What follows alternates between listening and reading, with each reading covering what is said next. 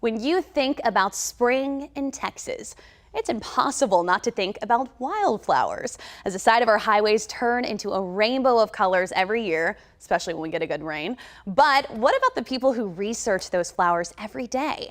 For this week's Take This Job, I got to shadow someone who works at the Lady Bird Johnson Wildflower Center.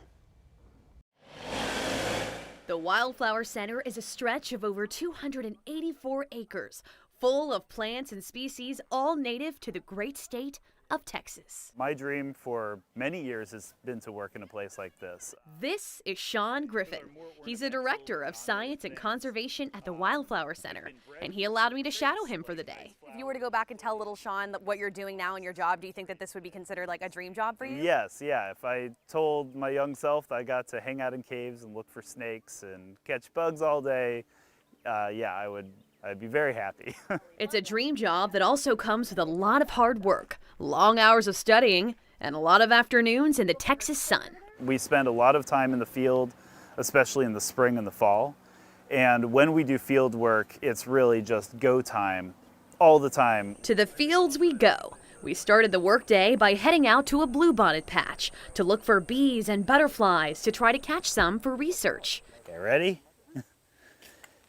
And then around and flick. Sean says it's all about the flick of the wrist. The bee always walks up.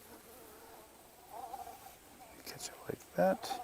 It often takes a while because identifying bees is really hard. We have about 900 species of bees in Texas alone, about 4,000 in the US. Areas like these, all the flowers are for attracting bees for pollination so they can reproduce and set seed. So we really wouldn't have all of this flower diversity without them. They add color to our lives. They do. And I feel like they get such a bad rap. We all run from them and we're afraid from them. And it's like, no, they actually do a lot of good. Next, let's go examine some grass. When we're identifying plants, we use all of our senses. So we, of course, look at them, but it's also important to feel them. As we were identifying grass, I was able to chat with some nearby workers who have been working on this project for over 15 years. We look at this and estimate that it's something more like 20 or 30 species. Even just looking at the grass, there's several different species of grasses here. Spending the day with Sean, it gave me a heightened appreciation for the small, beautiful things we pass each day in our beautiful Lone Star State. So there's a lot of species that we see in every plot. Like the winter grass, it's really common out here.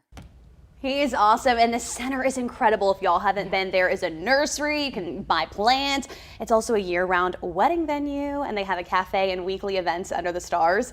It was such a cool day, but the main takeaway from that, I did not know 900 species of bees alone in Texas. I didn't know that incredible, either. right? I've been stung by every one of those species.